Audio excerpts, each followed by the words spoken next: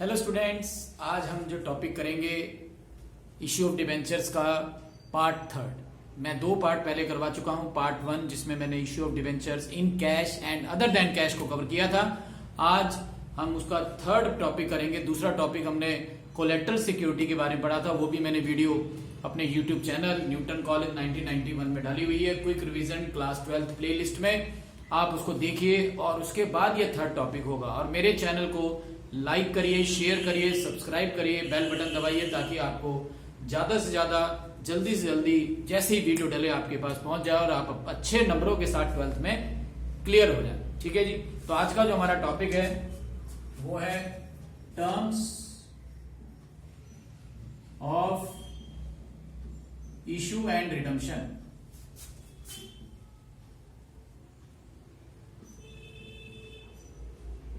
मतलब इसमें हमने जो एंट्रीज करनी है वो इशू की और रिडेम्पशन की, दोनों की करनी होती है। रिडेम्पशन का मतलब है कि डिबेंचर्स का पैसा वापस कर देना। जब हमने इशू किया था तो हमने डिबेंचर पब्लिक को दिए थे, पब्लिक से पैसा ले लिया था। लेकिन रिडेम्पशन का मतलब होता है उनका पैसा उनको वापस कर दो। 5 साल हो गए, 7 साल हो गए, 10 साल हो गए, जितना प्रॉमिस किया था वो प्रॉमिस पूरा हो गया, अब उनको पैसा वापस कर दो और डिबेंचर अपने वापस ले लो। उसको बोलते हैं रिडेम्पशन करना।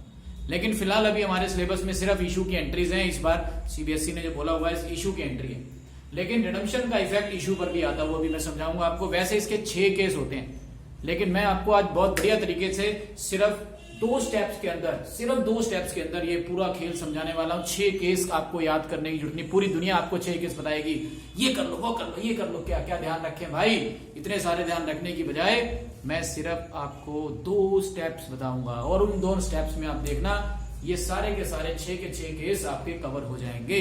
तो आज शुरू करते हैं issue debenture part 3। Part 1 part 2 देखना ना भूलें, तो पार्ट 3 और अच्छा आपको समझ में आएगा। सबसे पहला स्टेप, एंट्री करते समय आपको ये देखना है रिडम्पशन कैसे हो रहा है। रिडम्पशन कैसे हो रहा है। रिडम्पशन कैसे हो रहा है मतलब ये नहीं कि चल के जा रहा है, दौड़ के जा रहा है या बैठा हुआ है। रिडम्पशन कैसे हो रहा है। रिडम्पशन 2 तरीके से होता है, या तो पार पर होता है या रिडम्पशन एट प्रीमियम होता है। या तो रिडम्पशन पार पर होता है या रिडम्पशन प्रीमियम पर होता है। मतलब 100 रुपए लिए थे, 100 रुपए वापिस कर रहे हो, ये वाली बात। 100 रुपए लिए थे, वापिस ज्यादा कर रहे हो, ये वाली बात। अब डिबेंचर डिस्काउंट पे रिडम्पशन नहीं होता, क्योंकि मैंने आपको बताया था डिबेंचर वो लोग खरीदते हैं जो कंसिस्टेंट इनकम चाहते हैं, दिल के मरीज होते हैं, नहीं झेल सकते खतरा। तो वो क्यों चाहेंगे कि 100 रुपए दूर 90 मिले, नहीं भाई नहीं। तो डिबेंचर जनरली इन दोनों चीजों पे आपको मिलेगा। तो रिडम्पशन अगर पार पर हो रहा है, तो मैंने आपको बताया ना इशू डिबेंचर इन कैश की एंट्री जो आपने शुरू में पढ़ी, पार्ट 1 में पढ़ी, वही एंट्री शुरू वाली करनी है, वही वाली एंट्री करनी है, issue of debenture in cash. देखिए सबसे पहले आप एंट्री करेंगे bank account debit to debenture application. और क्योंकि एक सिंगल एंट्री हो रही है, सारा पैसा हमने एप्लीकेशन पर ही मांग लिया है, सारा पैसा हमने एप्लीकेशन पर ही मांग लिया है, तो हम क्या करेंगे bank account debit to debenture application and allotment भी लिख देंगे। सिर्फ एप्लीकेशन नहीं लिखेंगे, एप्लीकेशन एंड अलॉटमेंट भी लिख देंगे, क्योंकि बाद में कुछ मांगना ही नहीं हमने। तो डिबेंचर एप्लीकेशन एंड अलॉटमेंट, और दूसरी entry debenture application to percentage debenture होती है, याद आ रहा है ना। बहुत अच्छी बात है, बहुत अच्छे स्टूडेंट है आप, सारा देख के आए हैं। तो हम एंट्री करते थे bank account debit to debenture application to percentage debenture. यहां पर भी वही एंट्री हो रही है, debenture application and allotment debit to percentage debentures. ये हो गया हमारा। अगर रिडम्पशन पार पर हो रहा है, बात समझ रहे हैं, एंट्री इशू की हो रही है, लेकिन देखना किसको है, रिडम्पशन किस पर हो, रिडम्पशन पार पर हो रहा है। लेकिन अगर रिडम्पशन प्रीमियम पर हो रहा है तो पहले ये वाली एंट्री लिख लेते हैं, bank account debit to debenture application and allotment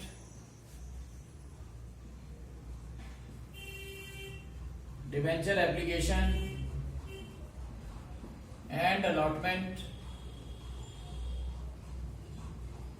and 2% debentures. लेकिन ये तो सेम हो गया। अब रिडम्पशन अगर प्रीमियम पर हो रहा है उसका देखिए मतलब क्या होता है, यानी जब मैंने वापस करने हैं तो 100 रुपए का जो डिबेंचर था मैं वापस कर रहा हूं 105 रुपए। तो ये 5 रुपए का मेरा क्या है, फायदा नहीं, नुकसान है। ये 5 रुपए का मेरा नुकसान है, लॉस है। और 11th क्लास में एक रूल होता है, कौन सा रूल याद कीजिए, उसको बोलते हैं law of prudence. Law of prudence और कंजर्वेटिज्म। लॉ ऑफ प्रूडेंस और कंजर्वेटिज्म, ये रूल हमने पढ़ा था क्लास 11th में। ये रूल पता है क्या कहता है, सुनना, याद करना। आज से 10-15 साल पहले आपने पढ़ा होगा, मजाक कर रहा हूं, पिछले साल पढ़ा।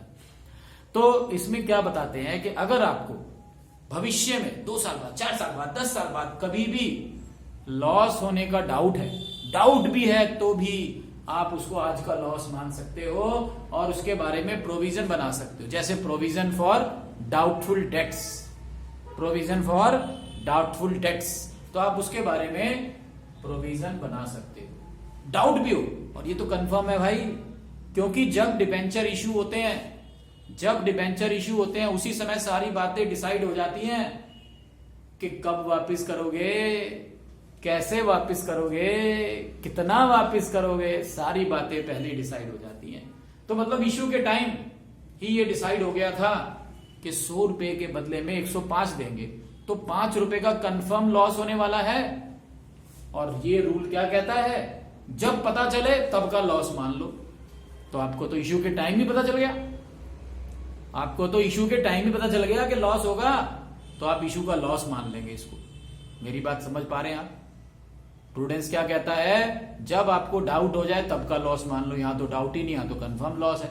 और कब पता चल गया, इश्यू के टाइम, तो इश्यू के टाइम लॉस मान लेंगे। लॉस को क्या करते हैं हम लोग, बोलिए, लॉस को डेबिट करते हैं, है ना। तो लॉस डेबिट हो गया। Loss on issue of debentures, ये डेबिट हो गया। सिंपल सी बात है, लॉस डेबिट होते हैं। और ये इश्यू का क्यों मान रहे, क्योंकि इश्यू के टाइम पता चल गया। लेकिन ये तो एंट्री बिगड़ गई, बैलेंस बिगड़ गया एंट्री का। डेबिट में ज्यादा हो गया माल, क्रेडिट में कम हो गया माल, तो इसको बैलेंस करोगे ना। तो इसको बैलेंस करने के लिए क्या करोगे, जो आपने लॉस ऑन इश्यू लिखा है डेबिट में, तो क्रेडिट में भी उतना अमाउंट आना चाहिए। लॉस क्यों हुआ है, ये लॉस क्यों हुआ है, ये लॉस हुआ है प्रीमियम ऑन रिडम्पशन के कारण। तो हम लिखेंगे to premium on redemption of debentures. तो जितना लॉस हुआ है उतना प्रीमियम ऑन रिडम्पशन। अब देखो एंट्री बैलेंस हो गई। तो 2 केस हो गए हमारे पास। पहले आप देखेंगे रिडम्पशन कैसे हो रहा है, पार पर हो रहा है तो ये एंट्री कर देना। अगर क्वेश्चन में लिखा है रिडम्पशन प्रीमियम पर हो रहा है तो ये एंट्री कर देना। तो रिडम्पशन देखना है। अब स्टेप 2, इसलिए मैंने बोला ना पूरी दुनिया आपको बताएगी, ये पढ़ लो, 6 केस याद कर लो, ऐसे ऐसे कुछ नहीं रटना, कुछ भी नहीं रटना। ये नॉर्मल एंट्री आपको पता है, मैंने इश्यू डिबेंचर इन कैश में बताई थी। Normal entry, bank account debit to debenture application 2% debenture, वही एंट्री कर रहा हूं, इधर भी और इधर भी।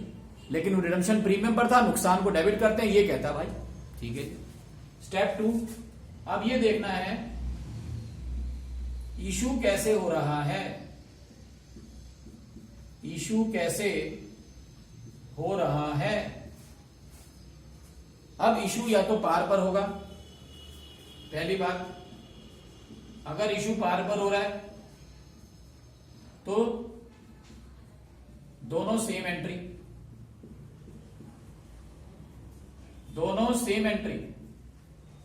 ये जो 2 एंट्री आप देख रहे हैं ना, ये दोनों सेम एंट्री होंगी अगर इशू पार पर हो रहा है। अगर इशू डिस्काउंट पर हो रहा है, तो सेकेंड एंट्री में discount on issue of debenture debit हो जाएगा। जैसे सेकंड एंट्री है ना, ये यहां पर डेबिट हो जाएगा, डिस्काउंट डेबिट हो जाएगा, यहां पर डिस्काउंट डेबिट हो जाएगा। अगर सेकंड एंट्री में मतलब क्वेश्चन के अंदर इशू डिस्काउंट पर है तो सेकंड एंट्री में डिस्काउंट डेबिट हो जाएगा। हम इन दोनों को जोड़ के इकट्ठा लॉस भी लिख सकते हैं, loss on issue of debentures. मेरी बात समझ पा रहे हैं आप? अगर इशू डिस्काउंट पर है तो डिस्काउंट सेकंड एंट्री में डेबिट कर देना। इसको अलग अलग भी दिखा सकते हैं आप, नहीं तो इन दोनों को जोड़ के लॉस, इकट्ठा लॉस, एक लॉस प्रीमियम और रिडम्पशन वाला और एक लॉस डिस्काउंट वाला, दोनों को इकट्ठा भी दिखा सकते हो या दोनों को अलग अलग भी दिखा सकते हो। ठीक है, ये तो बात रही डिस्काउंट डेबिट हो जाएगा, डिस्काउंट डेबिट हो जाएगा, हटा देते हो उसको। लेकिन अगर इशू पार पर डिस्काउंट के बाद इशू प्रीमियम पर हो रहा है तो सेकंड एंट्री में एसपीआर क्रेडिट हो जाएगा। मैं एसपीआर लिख रहा हूं शॉर्ट फॉर्म में, मैं पहले बता रहा हूं, मैं शॉर्ट वीडियो बना रहा हूं। क्या बना रहा हूं? शॉर्ट वीडियो, तो इसलिए शॉर्ट यूज कर रहा हूं। लेकिन आपने पूरा ये लिखना है सिक्योरिटी प्रीमियम रिजर्व। अब ये कंपनी के लिए फायदा है, कंपनी के लिए फायदा है, तो क्रेडिट हो जाएगा। सेकंड एंट्री में एसपीआर क्रेडिट हो जाएगा टू एसपीआर, टू एसपीआर। है ना आसान? कितना आसान है, बस दो बातें देखनी। रिडम्पशन कैसे हो रहा है? पार पर ये एंट्री लिख दो जी, प्रीमियम पर वही एंट्री लिख के लॉस को डेबिट कर दो जी। अब लॉस अकेला तो डेबिट होगा नहीं, अपने साथ साथ कुछ लेके आएगा, तो प्रीमियम लिख दो। फिर देखो इशू कैसे हो रहा है, इशू पार पर हो रहा है तो सेम एंट्री, डिस्काउंट पर हो रहा है तो सेकंड एंट्री में डिस्काउंट डेबिट, और अगर प्रीमियम पर इशू हो रहा है तो सेकंड एंट्री में प्रीमियम क्रेडिट। ठीक है जी, आगे समझ में? एक दो बार देखोगे ना इसको, अपने आप देखो याद हो जाएगा। मतलब जैसे वो कहते हैं ना कि दृश्यम पिक्चर देखने से जो चीज याद हो जाती है ना, वो किताबों में पढ़ने से, किसी के बोलने से नहीं होती। दो तीन बार इसको फिल्म की तरह से देखिए, 10-12 मिनट की वीडियो है, पार्ट 1, पार्ट 2, 3, डिवेंचर ऐसे रट जाएगा कि अपना नाम भूल जाओगे, डिवेंचर नहीं बोलोगे। तो एक क्वेश्चन और बताता हूं जल्दी से इसके ऊपर, ये दोनों स्टेप से रिलेटेड जो क्वेश्चन है, एक क्वेश्चन देखेंगे छोटा सा, ताकि आपको पता चले कि अप्लाई कैसे करना है।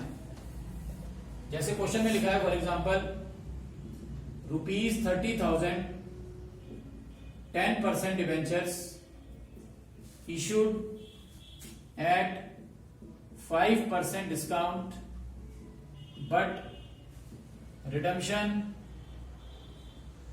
10% premium।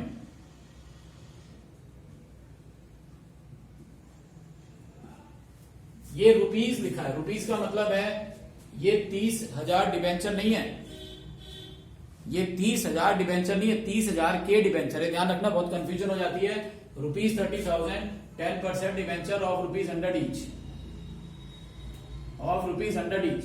कई बार क्या होता है, ये 30,000 डिवेंचर होते हैं, लेकिन अगर रुपीस लिख दिया है it means it is the face value. इसका मतलब है ये 30,000 पे फेस वैल्यू है, ध्यान रखना। ठीक है जी, तो अब हमने सबसे पहले क्या देखना है? सबसे पहले हमने देखना है रिडम्पशन कैसे हो रहा है, रिडम्पशन कैसे हो रहा है, रिडम्पशन कैसे हो रहा है? प्रीमियम पर। तो राइट साइड वाली एंट्री जिसमें लॉस था ना, आ गया याद? रिडम्पशन प्रीमियम पर हो रहा है तो लॉस था, लॉस राइट साइड वाली entry. Bank account debit, bank account debit to debenture application and allotment, debenture application and allotment, loss on issue of debentures to 10% debentures to premium on redemption of debentures. तो मैंने वो right side वाली entry लिख दी, loss वाली। बात आ गई समझ में, याद भी होगी ना एंट्री, बहुत अच्छी बात है। अब देखिए इसमें दूसरा स्टेप क्या होता है कि इशू कैसे हो रहा है, इशू कैसे हो रहा है ये देखना है आपको। तो इशू डिस्काउंट पर हो रहा है, इशू डिस्काउंट पर हो रहा है, तो क्या करना है? सेकंड एंट्री में डिस्काउंट डेबिट कर देना है। बताया था ना मैंने, सेकंड एंट्री में डिस्काउंट डेबिट कर देना है। ये सेकंड एंट्री है, इसमें डिस्काउंट डेबिट कर देना। Discount on issue of debentures, second entry में मैंने डिस्काउंट को डेबिट कर दिया, देखिए। और क्लब करके भी लिख सकते हैं, मैंने बताया दोनों को इकट्ठा भी लिख सकते हैं, लॉस ऑन इशू इकट्ठा भी लिख सकते हैं। ये तो आपको एंट्री हो गई यार। अब मैं इसमें अमाउंट भरना बता रहा हूं। सबसे पहले डिबेंचर के सामने फेस वैल्यू आएगी, रट लो इस चीज को। परसेंटेज डिबेंचर के सामने हमेशा फेस वैल्यू आएगी, हमेशा ध्यान रखना फेस वैल्यू आएगी। फेस वैल्यू कितनी है? 30,000 बताया था मैंने। 30,000 डिबेंचर नहीं है, अगर डिबेंचर होते तो 30,000 इंटू 100 आता, लेकिन ये 30,000 रुपए हैं। तो सबसे पहले यहाँ पे परसेंटेज डिबेंचर के सामने फेस वैल्यू यानी कि 30,000 रुपए आ जाएंगे। फेस वैल्यू यानी कि 30,000 रुपए आ जाएंगे, ठीक है। अब आपको देखना है प्रीमियम ऑन रिडम्पशन कितना है। सब चीजें फेस वैल्यू पे कैलकुलेट होती हैं, सब चीजें फेस वैल्यू पे कैलकुलेट होती हैं। तो प्रीमियम ऑन रिडम्पशन कितना है? 10%। तो 30,000 का 10% यानी 3,000। प्रीमियम और रिडम्पशन कितना है? 10%। 30,000 का 10%, और जितना प्रीमियम है उतना ही लॉस हो गया। ये देखिए, loss on issue of debenture उतना ही था, प्रीमियम के कारण तो लॉस हो रहा है। और डिस्काउंट कितना है? 5% डिस्काउंट है, वही 30,000 का ही, वही 30,000 का फेस वैल्यू का, 30,000 का 5% यानी 1,500 रुपए। अब जितना बचेगा वो ये लिख के ऊपर ले जाना है, जितना बचेगा यहाँ पे। तो पहले सेकंड एंट्री में अमाउंट भरना है, सेकंड एंट्री में अमाउंट भरना है। डिबेंचर के सामने फेस वैल्यू लिखनी है, प्रीमियम लॉस सब कुछ फेस वैल्यू पे कैलकुलेट होना, रट लो इस चीज को। तो ये बच गया हमारे पास 28,500, 28,500 ऊपर चला जाएगा, ठीक है जी। तो ये आज का हमारा टॉपिक था। अभी मैं मेन चीज दोबारा रिवाइज कर रहा हूं, लेकिन उससे पहले जो हमारे YouTube चैनल को सब्सक्राइब करिए, लाइक करिए, शेयर करिए, ज्यादा से ज्यादा बच्चे इसका लाभ उठा सकें। आप भी खुद इसको देखते रहिए। और हमारा जो इंस्टा चैनल है, इंस्टाग्राम का जो पेज है, वो दो पेजेस हैं। एक करियर और मोटिवेशन वाला भी पेज है, जिसके ऊपर मैं करियर के बारे में अलग अलग चीजें डालता रहता हूँ, उसको भी आप देखिए, फॉलो करिए। और एक हमारा न्यूटन कॉलेज का पेज है, जिसके ऊपर भी मैं स्टडी से रिलेटेड रील्स और वगैरह डालता रहता हूँ, ठीक है। तो सबसे पहला स्टेप क्या करना हमने इसमें, रिडम्पशन देखना है कैसे हो रहा है, उसके हिसाब से 2 एंट्री मैंने आपको बता दी। फिर उसके बाद दूसरे स्टेप में आपने क्या देखना है कि इशू कैसे हो रहा है, सेकंड एंट्री में डिस्काउंट या प्रीमियम लिख देंगे। फिर आपने जब एंट्री में अमाउंट भरोगे, सबसे पहले डिबेंचर के सामने फेस वैल्यू लिखनी है, उसी हिसाब से सारी कैलकुलेशन करनी है। All the best for your exams. आप सभी फुल मार्क्स लेके पास हो अगर हमारी वीडियो देखते रहे। Bye bye, take care.